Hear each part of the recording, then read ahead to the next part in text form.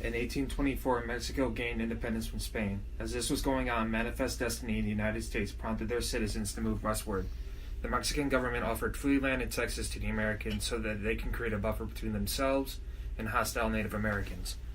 In return of acquiring this land, settlers had to obey Mexican law, convert to Catholicism, and free their slaves. The American settlers did none of this, and began to push for Texas to become independent. In 1833, Antonio Lopez de Santa Anna was elected as president of Mexico. He rejected the Constitution and formed a dictatorship. This change in government caused former Mexican revolutionaries to join the American settlers in the fight for Texas's independence. On February 1836, George Collinsworth and Benjamin Milham led a group of revolutionaries to take over the town of San Antonio and build fortifications in an old Spanish mission known as the Alamo. On January 17, 1836, Sam Houston, commander of the Texans, sent Colonel James Bowie and his men to destroy the Alamo. Instead, Bowie thought it would be practical to fortify the Alamo in order to buy time for Houston to produce an army strong enough to fight Santa Anna head-on.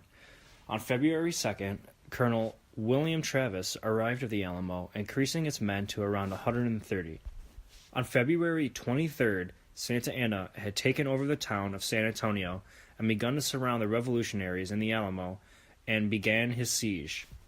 For 12 days and nights, the Mexican soldiers bombarded the Alamo with cannon fire.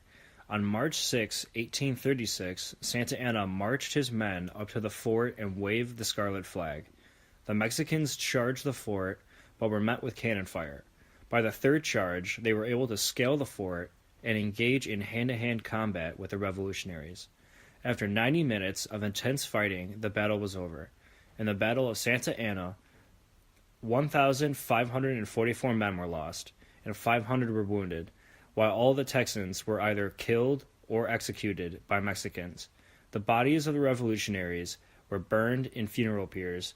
Among the dead was Davy Crockett, a former United States congressman and frontiersman.